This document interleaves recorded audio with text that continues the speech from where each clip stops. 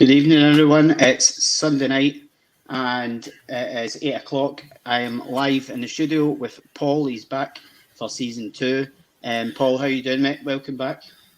Aye, all good, guys. Thanks very much for having me back again. And it's good to get back and sit down and have a chat about Celtic. Yeah, definitely. As I say, we've got a lot to talk about. It's been a quick week in the life of Celtic. We've got the Hearts game, the opening day Hearts game against Hearts at Tynecastle, the demolition of Dundee today, absolutely superb performance from the boys today. Talk about the Jablonic games, Joe Hart and James McCarthy coming in as signings, who else is going to come in, and obviously in terms of the Hearts game next week in the Cup, we'll be discussing that. Want to welcome Club Badge FC, our main sponsors. They are the licensed suppliers of the Scotland national team. Going in any pins or badges, give them a message. They'll be happy to help ease out. So as I say, Paul, we'll start off with Dundee demolition today, 6-0 to Celtic. We were talking off air about how good it was to see Celtic put in that kind of performance, that kind of fighting spirit, and it was great to see so many fans back in the stadium. Yeah, I mean, for the fans out there, they've certainly been treated, because I don't know about you or anybody else watching, I've not seen a performance like that since Rodgers probably came in. That was just sensational. Looking at loads for words, I don't know where to start. There were so many players that were just really on top today. Absolutely ruthless, and we had missed some chances as well. Could have been a lot more. But yeah, it's just very, very pleasing, and it's just looking forward and keeping that going, and hopefully that will give them that little bit of confidence that what they're doing in the background is working. So. Yeah, so, absolutely. As I say, it wasn't just Kyogo that put in a great performance. I think Ryan Christie, Leila Bada was brilliant as well. We want you to get in touch, guys. What did you think of today's performance against Dundee? So just messages in, comment on the game, ask us any questions. The podcast, obviously, we're back for season 2. We are available to download on Spotify, Apple Podcasts, or wherever you listen to your podcast. Just search Celtic FC Appreciation Show and click subscribe and follow. Also, if you can leave a review, any kind of review, would be handy, because it helps us improve.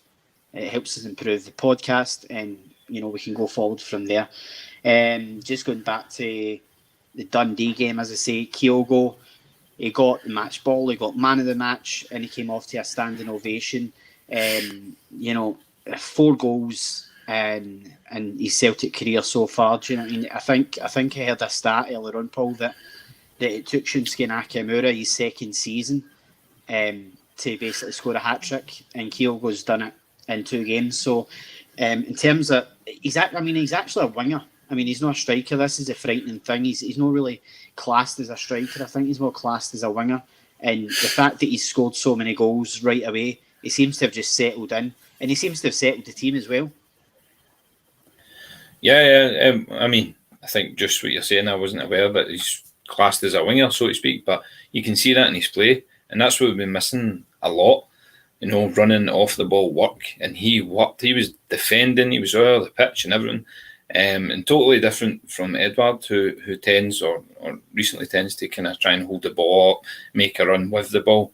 This boy works while he's not got the ball to make those runs, and that's where he's got his goals from. And that's exactly what we've been missing. We've got talented players that know how to string a pass, but our problem is that nobody's making the runs behind. So we tend to do these short passes in front of the box. Now we've got that lad, just making runs. He's a very intelligent player. You can tell that straight off the bat, and that's what we've been missing, to be honest. Somebody like that. Yeah, I think we were missing that with Edouard recently, and the fact that Kyogo was getting into those kind of spaces, those kind of that kind of 6-yard area where a striker really should be in. And obviously, when he's getting great support for Ryan Christie down one wing, for Leila Bada down the other, he's got Turnbull and Rogic feeding him balls through the middle as well, so he's going to absolutely lap that up. I think Dundee were lucky to even finished with 10 men today. A couple of nasty looking challenges today, and Sean Byrne didn't even see yellow for his tackling Ryan Christie. I thought that was really poor refereeing. Jordan Marshall obviously could have seen red straight away against Anthony Ralston, but it was a yellow, and eventually he did see red. I mean, in terms of Dundee, didn't offer anything going forward, really. They turned up, and listen, they're not going to get judged this season on coming to Celtic Park and taking an absolute hiding. But obviously, I think we would have beat anybody 5 or 6-0 today. I genuinely think we were that good.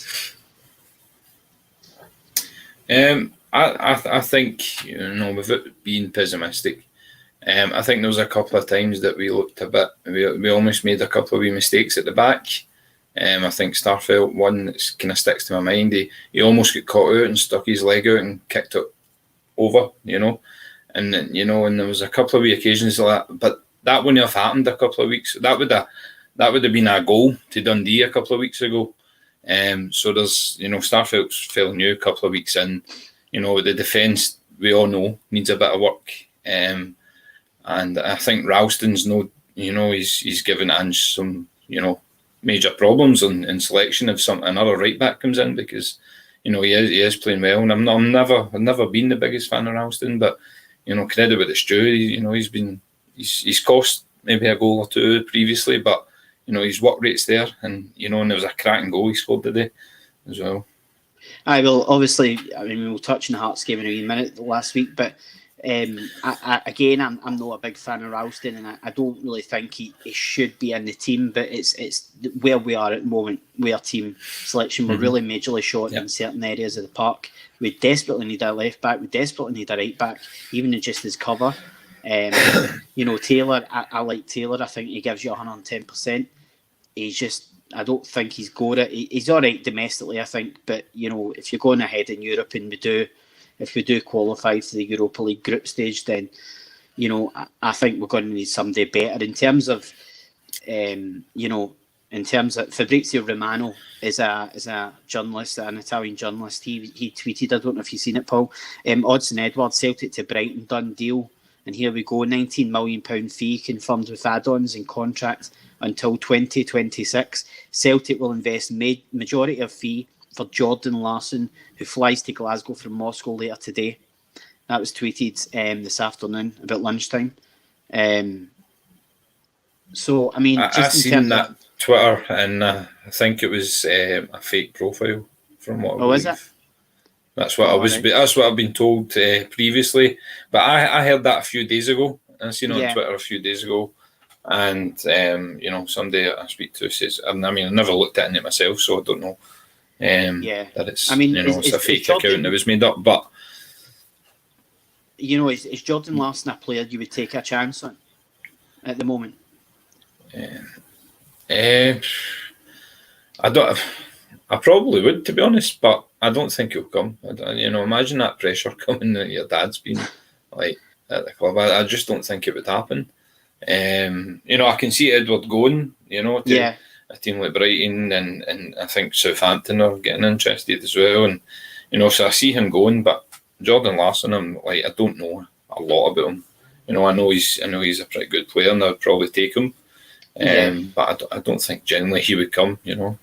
I think he did well. I think he did well last season in terms of goals. I think he got enough goals to prove that he can be a quality striker. But obviously, it is just the pressure of whether or not he would be not just a replacement for Eddie, but that he could be that kind of prolific striker that his dad was.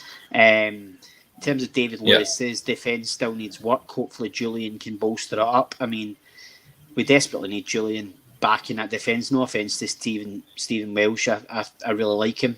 I think he's solid. I think he gives you everything, and he'll run through brick walls for you. But I just think in terms of going forward, I think Julian would maybe be a better partner for Carl Starfelt. I don't know what your thoughts are on that. Yeah, I mean, I follow Julian on social media all over the place, and I'm pretty sure he'll be buzzing to get back, and he had 90% of the time he's on top, and puts in really good performances, works really hard. So absolutely dying to get him back. And like you say, Stephen Welsh has done brilliant. And I think he'll remain part of that team and that squad. But I think Big Julian needs to come in there and help. And, potentially another centre-back needs to come in as well. So, because we're at the back, going forward today showed you what we can do going forward. But there is a real fragility at the back. And against a better side today, we might not have been able to attack as much, so. Well, that's it. I mean, you take the pressure off the defence. You've seen how kind of poor defensively we still were on Thursday night against Jablonec, and you look at the difference today. Now I know it's Dundee, but with all due respect, but in terms of if you keep attacking the team like we did today, I mean, for talking sake, stats wise, I think it was 31 shots in goal, 15 on target, 11 corners. If you keep pressing a team like that, they're going to crumble. They might play with 10 men behind the ball for the majority of the first half, but they will crumble and the goals will come in. I think the problem last season was that we were too scared to go forward. I don't know if we just didn't have the players to go forward that could do the damage, but there seems to be a wee bit of confidence now in that team, and you can see the way Ange Postecoglou is wanting the team to play. It's a brand of football that everybody needs to buy into, and I think you see the players starting to enjoy their football again, kind of thing. No, absolutely. Like, I'm not taking anything away. Today was fantastic, and it absolutely makes me, super happy, because I remember being on this show every week, last season, and just being unhappy, and so to see things start to cling together and start working, and a great performance like that today. It's good to come on and start talking, being happy when we're talking. Not that we're ever negative, of course not. We're always positive and trying to see the good in Celtic always. But today was a bit. It's nice to come on and talk with a 6-0 win, So and we just need to keep it going. It's about the consistency. Forget what Rangers are doing. Concentrate on ourselves. And, just keep it going and don't get ahead of yourselves. Just work, and I think the confidence to get from today will do them all very well. And Thursday night should be pretty special, I think, if they put in a performance like that again. Yeah, well, I mean, we're hoping for 60,000. I know that I think Celtic missed a PR trick and not allowing it on to the season ticket, because I think the fans would really have appreciated that. It would have went some way, I think, to mending some fences. I think if it gave the fans the Jablonec return game, and then even if we get through it, go to that AZ Alkmaar game and then charge them maybe £19 if you want, kind of thing. Keith Corcoran at the Come On Hoops Celtic page, great page, go on and follow it, guys. He's all over the socials. He's a busy boy. He says, how's it going? Super lads, super performance today. It certainly was. Jablonec drew 2-2 today, played the same time as us. I would rest a few players on Thursday. I have to be honest, I am of the opposed opinion. I think keep the team strong as possible, go out, finish a tie as early as possible. Then if you want to change some players about and give some players again, then that's absolutely fine. But I think while we're on the front foot, let's really keep up this confidence. Definitely. In terms of Laird Scotty Patton says, do we still need wee Griffiths? What about signing Kevin Nisbet from Hibs? What do you think about that, Paul? Do you think that's a goer? Kevin Nisbet from Hibs, I would love to happen. I think he would slot in very well. I like him as a player. The only thing that bothers me taking for Hibs are going to ask decent money for him, and I don't know whether the board will splash out on that. I think he should. I think he'll do very well. And I'd love to see Kevin Nisbet in the hoops. And with Griffiths, to be honest, after the last debacle, I was always backing Griffiths to stay, and I don't see a way back for him just now. But I'm not getting any bad feelings towards Griffiths or anything like that. It's just I don't see a way back for him. I think he's just lost that. I mean, what are you doing? You're under so much pressure as it is.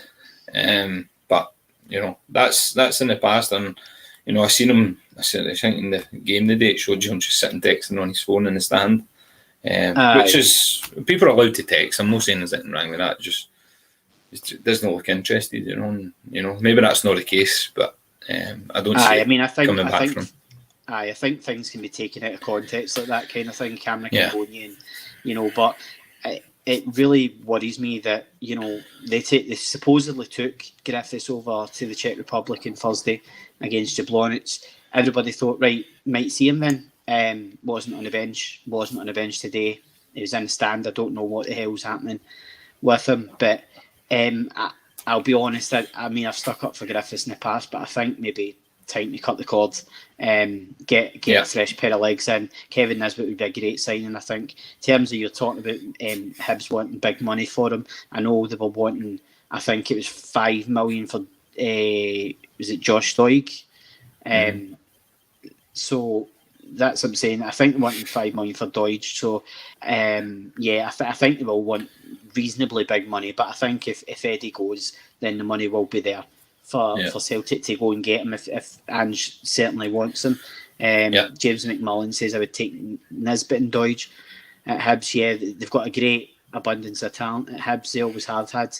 And, as I say, listen, who knows? It was great to see Edward. I have to say, it's great to see Edward come on and score. He was unlucky with his first effort. Keeper, great save. But, got the penalty. He looked a wee bit happy, I think. He playing with a smile on his face. So, listen, maybe the rumours aren't true. Maybe he is going to stay for another season. Did you see Abada was trying to take the penalty off him? And he's like, no, I want it. It's mine. I did. I don't really mind that. I don't always like it, but I think it shows when you look, you've got a new player like Abada coming in with the confidence to go up to Edward and say, I want it. So he's obviously confident that he can score it. Edward just tucks it away like Edward does. It was nice to see Edward say, no, it's mine, I'm taking it. Yeah. He wanted to do it, so it was nice to see that as well. Yeah, Christie, new contract. Thought Christie was excellent today. I think he's played really well this season. I definitely think he's whether he's playing for a new deal or whether he's playing for a move, we're not quite sure, and we will find out in a few weeks when the window shuts. But just in terms of going forward, Paul, I just want to actually touch on what Callum McGregor did at the end of the game. I thought it was class with the huddle at the end when you got all the players for the huddle. Just giving him a team talk on the pitch. I think the fans reacted to it as well. And that's him making his mark as a captain. He's already scored a couple of great goals for us, and he will be desperate as captain in his first season to deliver some silverware, especially if he can deliver the title. No, 100%. Just to touch on Christie, I was always one of the people that says, not Christie's rubbish last season, but to be fair, a lot of them were rubbish. But recently, so far, he's a changed man, and it shows you the difference a manager can do and a different way of playing and a bit more confidence. And maybe he wasn't getting that for Lennon, and so who knows? But different class, Ryan Christie lately. So, but Callum McGregor's doing, I don't think anybody can take it away from him, a fantastic job as a captain. Every time he's spoken, he's been very good. He's not Scott Brown. He's not that guy, and he's trying to make himself different. You would never see Scott Brown, or I don't think we did see Scott Brown do that at the end of the game. So he's trying to make his own mark, and I really like that. I think it's a nice touch for the guys to get together. And he's probably saying, look, that was brilliant, but we need to keep it going, guys. This is not just a one-off, So I like to see that. And going forward, after the day today, if we can perform like that, even against some like the top teams in Europa League or in a domestic league, then we've got a good chance of getting results, and that's what it's about at the end of the day, because results bring silverware. So absolutely, totally agree. Question of the day, we've just went with, would you sign Jordan Larsson if Edward goes to Brighton, or if Edward goes to Southampton, wherever? Would you sign Jordan Larsson? Obviously a young boy still, but be interesting to see what you think of that. So let's go back to last Saturday night. Humbled by Hearts opening day defeat wasn't great. I mean, I think you could see definitely the possession that we had, the style of football we were trying to play, but I think because Hearts only had their home fans in, the pace of the game, I thought the pitch was heavily watered. We couldn't seem to control the ball in the pitch at all. for large parts of it, and Hearts were just up for it. So I mean, were you? I don't mean were you pleased with the performance, but in terms of with what we were trying to do, could you see what we were trying to do despite the defeat? Yeah, I kind of half expected a bad result that day after the European game. So, and I knew the confidence was low. We had enough in the game to win the game, and we didn't take the chances. And a couple of decisions didn't go our way. But at the end of the day, that's decisions are going to happen. You need to take control of your own destiny and actually win the games yourself. You can't always rely on penalties or offside goals. We should have had more in it. Hearts last minute goal. It's a kick in the teeth, and we should never have been in that position. I think we did enough in the game to win it. But I think after the previous European game, maybe the heads were down a wee bit, and that was a hard, Champions League exit. It was hard to take, and maybe it played a factor in it. And I think you see from today, 1 week on, and the difference in performance. So and I'm hoping that confidence will go into next week's game against Hearts, and we can get some payback. Yeah, as I say, we'll touch obviously in the Hearts Cup game later on in the show, but I totally agree. It seemed to be one ball over the top, either down the wing or over the top. We seemed to be getting caught out. Starfelt obviously was just in. I think he had one session.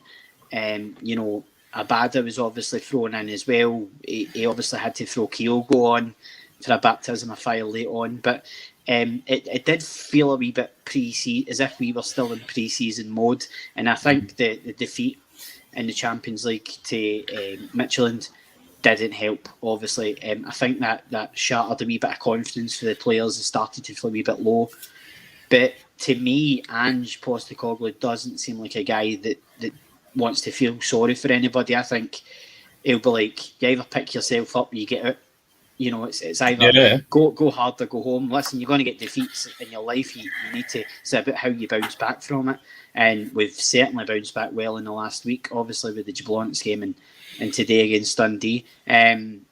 Listen, decisions, I'm not wanting to start, but it's only the start of the season, but I don't want to keep going on about referees this season. But when you look at the decision last week to chop off Abada's goal that would have put us 2-1 up in the second half, Andy Halliday should have been red carded for his challenge in Callum McGregor.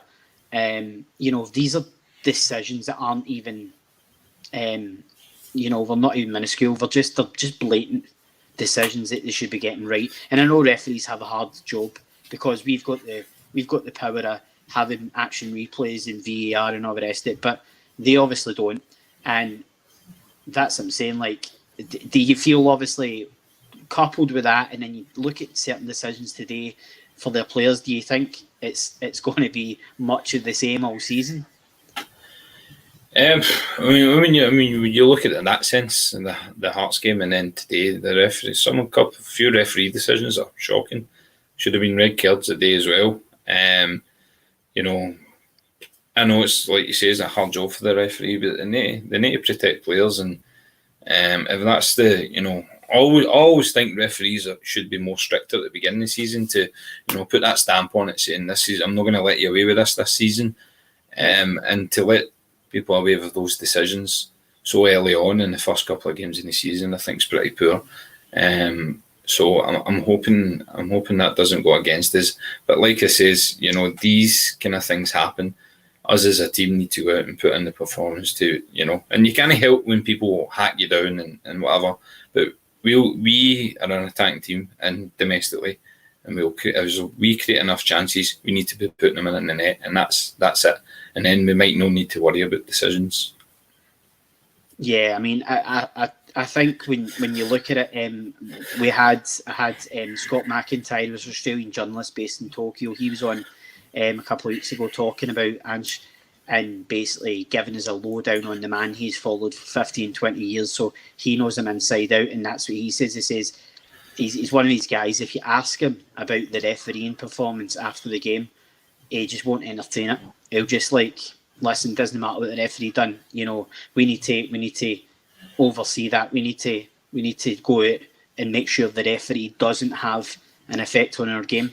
So but you could still win today, for example, winning 6-0, everybody's buzzing. But you look back in it and you say to yourself, potentially 2 red cards today, do you know what I mean? And that obviously, it's one of the games, because if you're struggling today and they too get sent off, then it's a major boost for you and you go and win the game from there. And it's not that we're asking for favours, it's that we're asking for fair refereeing. Yeah. Do you know what I mean? And I know we've had a problem with referees in the past and last season kind of thing. But in terms of just going back to the Hearts game, trying to pick out positives, it was very, very difficult for me to pick out positives from last week. I thought we kept the ball well at times. We passed the ball well at times, and I think really it showed today that we passed the ball well. It was crisp, it was clean, it was fast. But, there wasn't many positives for me last week. If Abada's goal had stood, then who knows, we could have been top of the league now. But in terms of yesterday helped, no doubt that Rangers get beat with Dundee United so early in the season. Their bubbles burst. It looks already cookies starting to crumble. No unbeaten run anymore, so we don't need to listen to them banging on about that. But just in terms of, because we're going to touch on the Hearts game, the Cup game. But obviously, it's all about revenge now, surely, and just go out and absolutely batter them next week at Celtic Park. 100%. I think we've moved on from there. Good confidence from the game today, good performance on Thursday into that Hearts game on Sunday, and I think we could give Hearts a beating, and we'll be in a better place mentally and physically because we'll have a few players being bedded in a wee bit more. Hopefully don't have Beaton in defence, and that may help. We're in a position, unfortunately, that we have to play a centre defender, midfielder, and centre back. But that's another story, But yeah, it has to be a kind of revenge. The players and the management, I'm sure, will want to go into that game and prove, the last result void. And it's not necessarily void because you lost 3 points at the end of the day, but to put them back in their place, because Hearts are, they won yesterday as well, and they're sitting up there kind of joint top, just to put them back down the pecking order. And just as much as we like beating Rangers, we love beating Hearts. So yeah, I hope that happens next Sunday. Absolutely. John Hughes says this is a start, great performance. Still McCarthy to come in, a couple of new more signings. We'll be back on track. Hail, hail. 2 definite Reds, he says. And Stuart Emsley said the wow factor is back at paradise. I think the best is still to come. Great performance from the boys. Hail, hail. Just in terms of obviously the Jablonec games, and obviously, the second leg's still to come. But the first leg last week, for me, I thought the pitch was shocking.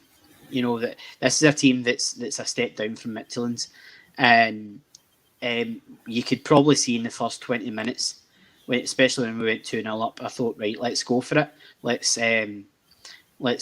finish this tie tonight. Basically, finish the tie and go 4-5-0 up, because they looked really, really poor outfit, and somehow they got 2 goals against us, and it's I don't mean it's still in the balance, because I think we'll finish it off at Celtic Park on Thursday. But were you a bit worried when it got back to 3-2?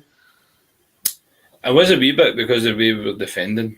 Jordan Hartson summed it up. It was really Sunday league defending. It was shocking. Like, the 2 goals an amateur team could have dealt with. Like, it was very basic. Like, a player shouldn't be chipping your keeper for that far away. Like, Joe Hart maybe could have done a little bit better, but it wasn't really at fault. Ralston's too far up the pitch, no getting back, and it's just shocking defending. Those 2 goals, just shocking them. When the second one went in, I was like, oh, here we go. But then an absolute beauty for Ryan Christie, a diving header right in. I think that pretty much sealed the deal to go through. I don't see them causing us too many problems on Thursday. I think, like I said, high in confidence from today, and I think the team are more settled, and they'll be eager. I agree with you, rather than Keith, go out there, put the full strength, strongest team out, finish the game off, rest some players for Sunday, and I think that's what we'll do. I can't wait to go. I'm going there on Thursday. It's going to be, electric, man. I can't wait. It's the first time I've been in there a year and a half, longer. So it's for it. almost a shame. It's almost a shame that it's not going to be darker, because I would have loved to have seen a full house and the disco lights on, and I think it would have really built an atmosphere up for the game, and I think it would have really rubbed off on the players. I'm the same. I'm really reluctant to blame Joe Hart for the goals in Thursday. I think he only came in on the Tuesday or the Wednesday, flew straight to the Czech Republic to meet up with the team. So, and it was, to be fair, he was refreshingly honest after the game on social media. He was on his Instagram saying, "Don't worry, the rust will wear off." He didn't have a lot to do today, and I'm hoping he doesn't have a lot to do on Thursday. But I think you can already see he's a better option than Bain and Barkas, and I think he's a lot more vocal than Bain and Barkas, as you can see. From today, you can see the real difference, and this is the difference in goalkeeper. And Joe Hart, let's be honest, could we have got a better goalkeeper? Maybe. But Joe Hart is better than what we have. Absolutely. He's got experience. And today, I seen him on a couple of occasions. He commanded that box. He came out for the ball. He was confident.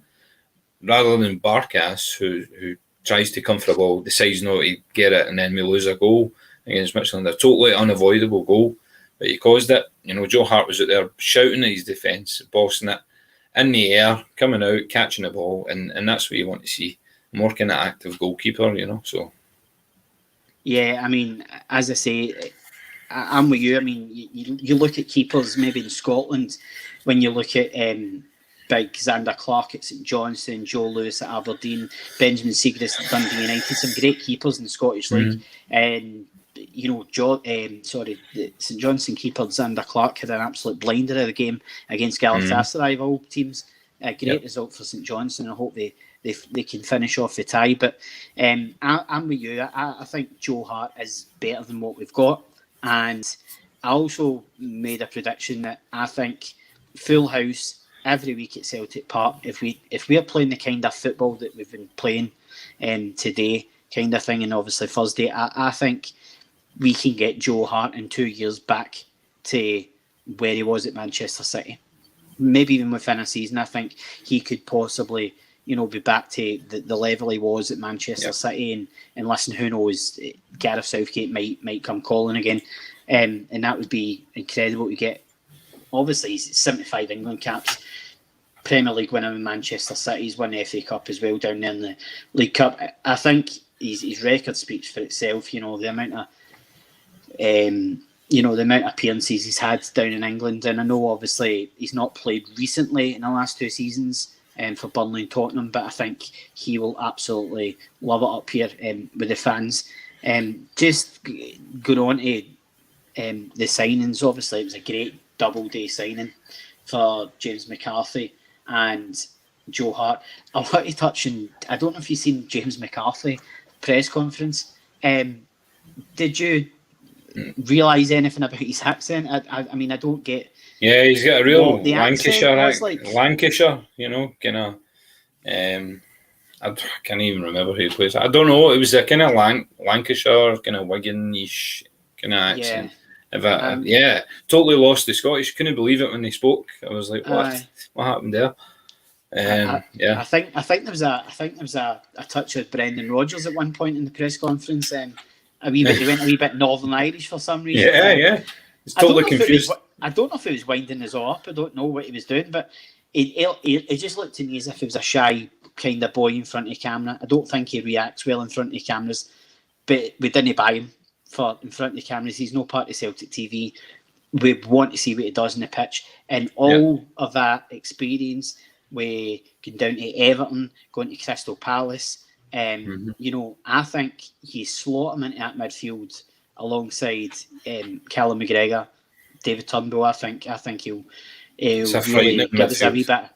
He gives us a wee bit more security, I think, than Sorrow. I like Sorrow as a player, but I think he's a wee bit hot-headed. I've likened him to Chip Teote, former Newcastle United player, and he just plays that kind of hot-headed way where I always think he's trying to get himself booked. He flies into challenges and he doesn't need for it. And maybe it's just over-eagerness the way he plays. I know he's he's an animated kind of boy. But, I think McCarthy would be a lot more settled in that midfield, and I think he would settle the midfield a lot more kind of thing if he was in there. Definitely, I think potentially, on his best form, he's would be the best midfielder in Scotland, to be honest. On his good days, in his best form. So yeah, I'm absolutely chuffed that he came in. I'm happy we've got a kind of experienced kind of goalkeeper that knows what they're doing and knows how to control a box. And that's no disrespect to Bain at all. I think Bain's a decent keeper, but it's just not the quality we need, unfortunately, And he doesn't make too many big mistakes, but he makes enough small mistakes to cause his games, So I'm glad Joe Hart's in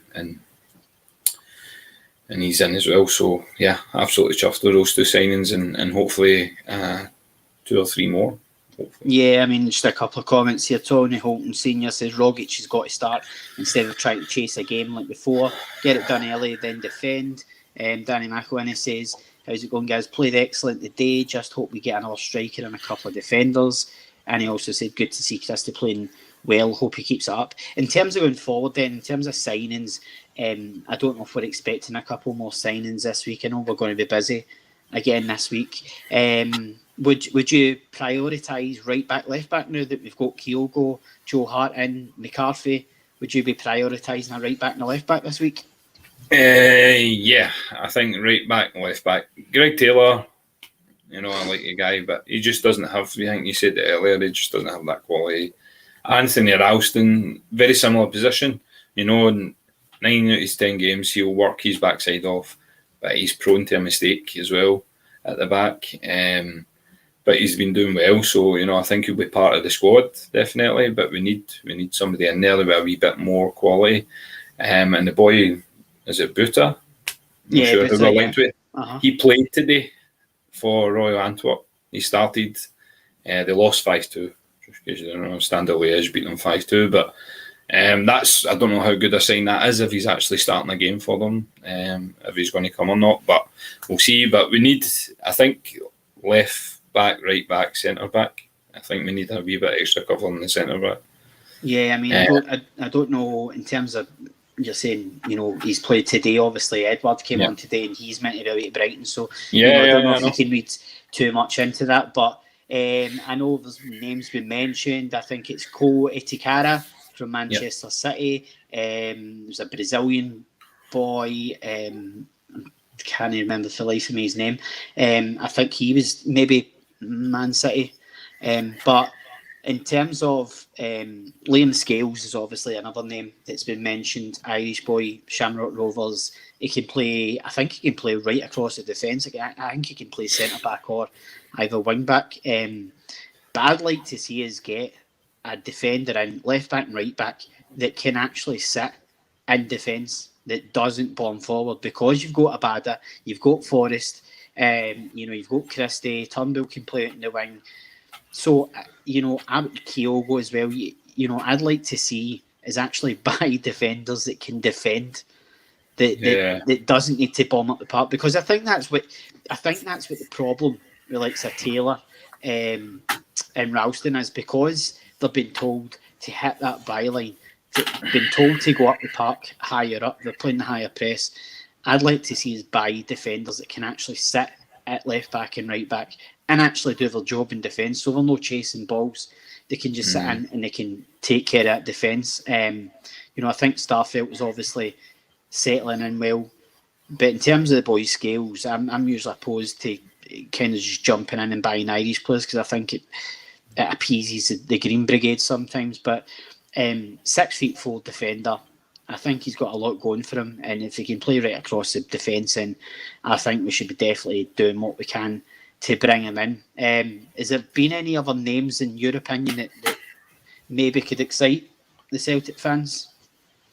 Excite? Probably not. When you're talking about like the wing backs, like it's just the way football's went. Like if you're left back or right back, you need to be able to attack and put a ball in the box, and that's the way it's changed, unfortunately. But we need people that, we had before. We had centre backs that could play at right back, and we had centre backs that could play at left back. We need that kind of, maybe a player to be a bit of a utility kind of defender that can play at centre back, but also be on the wing, defending when required. But there's nobody really. I've kind of seen we let players go too easily, and then didn't do anything about it. We knew Kenny was going. Frimpong went, Hamid went, and this is 6-7 months down the line, and we're still looking for a right back. And we knew Laxalt was gone. Still no sign any more left backs. So I mean that's a different discussion. I like Stephen O'Donnell.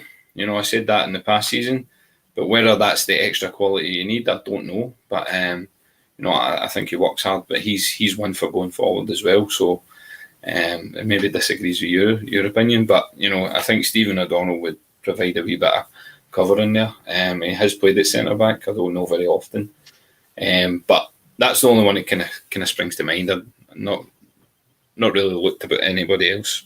I mean, to be honest, in the Stephen O'Donnell situation, I wasn't his greatest fan to begin with, but seeing how he was playing for his club and country, obviously to the tail end of last year, I think he's definitely a player that I would be looking at now. I think he's improved massively, especially since he started playing for Scotland. And I think it was unfair that they kind of took him out for a while there. But just in terms of, obviously, you want a bit of height in your defence, but we've got obviously Asazi or Regedi on the bench as well. He's waiting in the wings. Seen glimpses of him against West Ham. He came on. And to me, it looks a bit like a Bobo Baldi type player. He's got the build. He's a bit bulldozerish kind of thing. But I think he could potentially be somebody that could get games. And I'd like to see him maybe feature at some point on Thursday night, maybe hopefully when the tie is done. I'd like to see him coming on just to see how he copes with it, basically copes with the crowds and things like that, copes with that kind of pressure. But listen, we'll see what happens this week with Celtic. Obviously, we're talking about it next season as well, because since Lustig and Tierney left, we're still trying to replace them. So exactly, I mean, and obviously, you look at how well Sviatchenko done against us with Midtjylland. I mean, he's a player. I know we were linked with him, but he's definitely a player I would love to see back at Celtic Park. I think he would be an excellent signing. 100%, yeah. Let's talk about Rapid Revenge. Hearts next week at home, full house. Do you think? Full house. I know it's early on in the cup stage kind of thing still, but last 16 I think it is. But I think it'll either be full or it'll be close. I kind of a wee bit hesitant because I think Celtic have pissed off a few. Quite a lot of season ticket holders. I thought it would have been decent of them to include this Thursday's game and the cup game and the season ticket, and I think that's probably the least they can do. I'm going to the game on Sunday as well, but I would have probably paid more to get back, but that's just me. I wasn't a season ticket holder last year, so I'm just this year.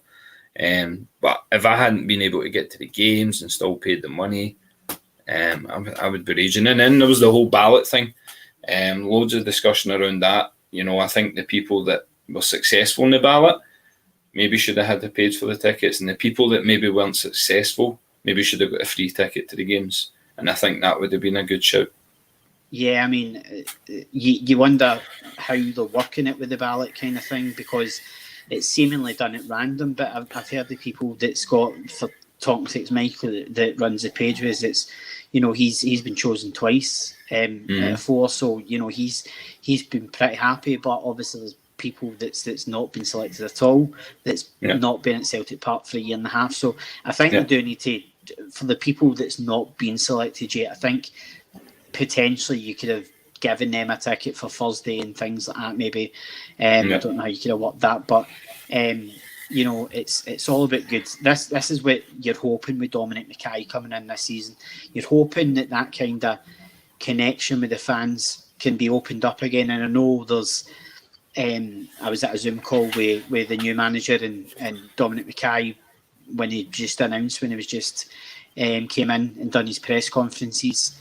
So it was great to do that for the page, and and I'm in touch with Celtic and hopefully getting to do the fan media press conference, because that would be excellent, I think, for the page as well. But that's what you're hoping for this season more, that the fact that Celtic can actually start listening to the fans, they can start engaging with the fans better. And from what Dominic Mackay was saying, he seems to want to be doing that. He wants to, promote the brand of Celtic as being for the fans. But then you wonder, because the whole kick up with the tickets for charging the fans trying to get in. So obviously we're living in COVID times as well, and I know Celtic will have lost money through not having fans. But when you look at teams like Motherwell, who gave their fans free season books this year for anybody that bought a season book last year, I'm not quite sure how they've managed to do that financially. But listen, that's the kind of things you want to see from your football club. That makes you want to go and spend your money at the club. That's what makes you want to support your club financially, kind of thing. Definitely. So in terms of predictions, we're going to go to predictions for Thursday night. How do you see the game going? Do you think it'll be a couple of goals and then we'll shut up shop? Or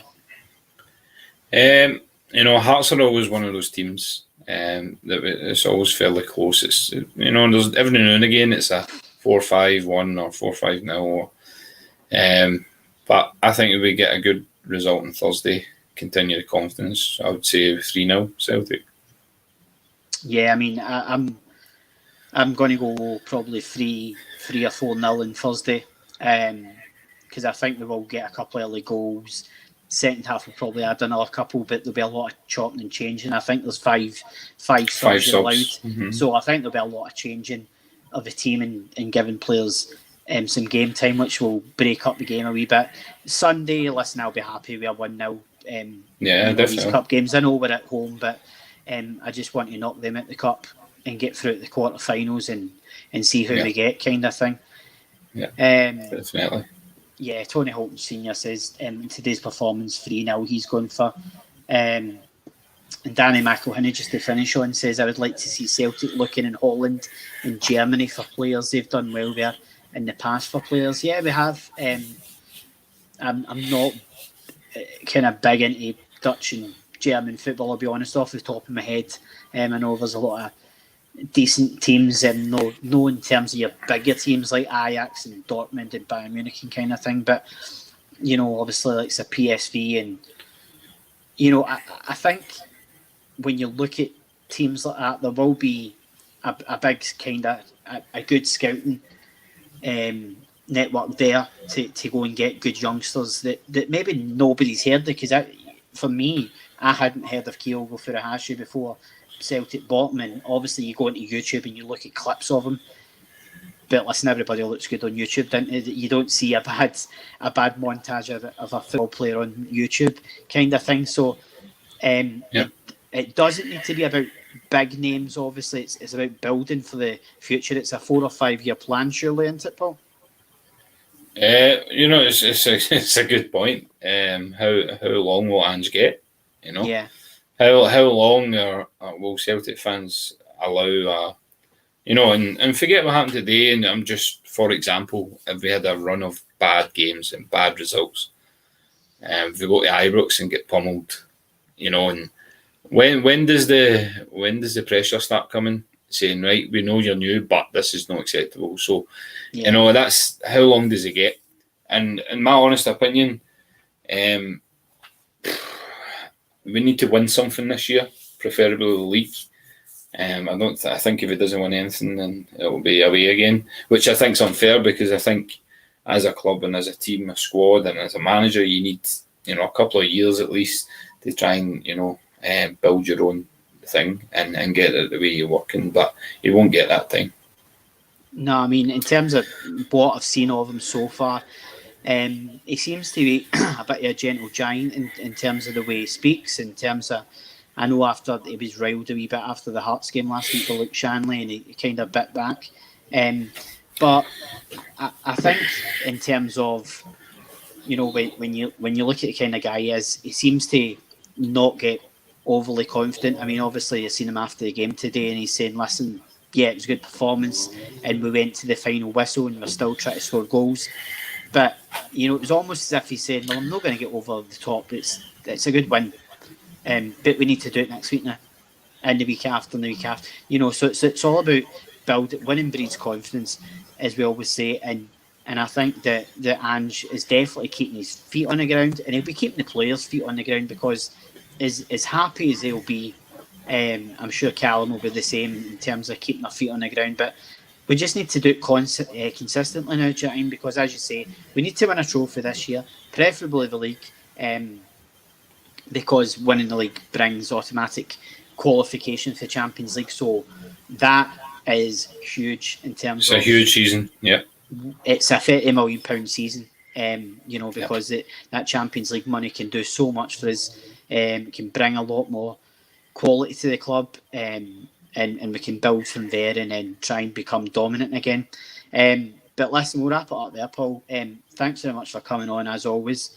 And as I say, we'll be on next. I don't know if you're available next Sunday. I'm actually down south next week, so I'll probably not be back in time. I'm going down for the Newcastle West Ham game, the first game of the season. So I'll be down Newcastle next weekend. So probably leave the show until the following weekend, kind of thing. But I just want to say again, thanks to Club Badge FC for renewing the sponsorship. The pod, they are the official licensed suppliers of Scotland national team.